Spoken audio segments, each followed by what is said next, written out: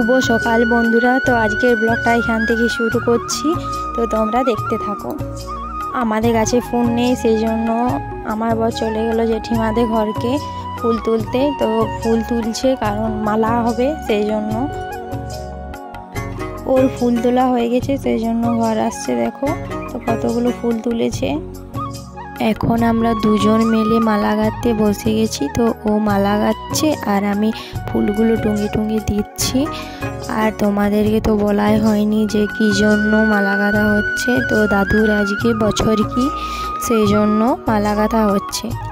এখন আমি সবজি কাটতে বসে গেছি। তো মা এগুলো দিয়ে দিচ্ছে কি কাটতে হবে না হবে। এখন আমি কুমড়ো কাটছি। তো দেখো কুমড়োগুলো আমার কাটা হয়ে গেছে প্রায়।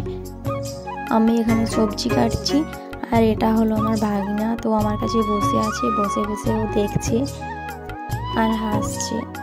ফাইনালি আমার কিন্তু সব সবজি কাটা হয়ে গেছে। তো কুমড়োর ঝাল হবে, ঝিঙে আলু পোস্ত, শাক ভাজা, পটল ভাজা, আলু ভাজা, আরও অনেক কিছু। দেখো এতগুলো সবজি কিন্তু আমি কেটেছি। জেঠিমা রান্না করছে সব কিছু। দেখো কত কিছু আছে এখানে, রান্না করছে জেঠিমা। এখানে খাবার বাড়ছে দেখো।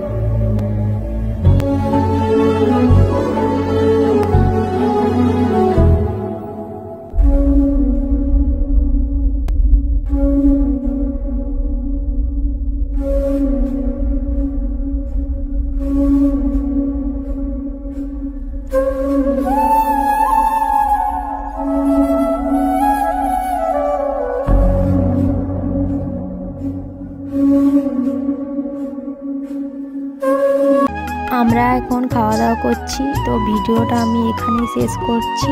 যদি ভিডিওটা ভালো লাগে তাহলে অবশ্যই একটা লাইক, কমেন্ট, শেয়ার করে দিও আর আমার চ্যানেলটাকে সাবস্ক্রাইব করে দিও।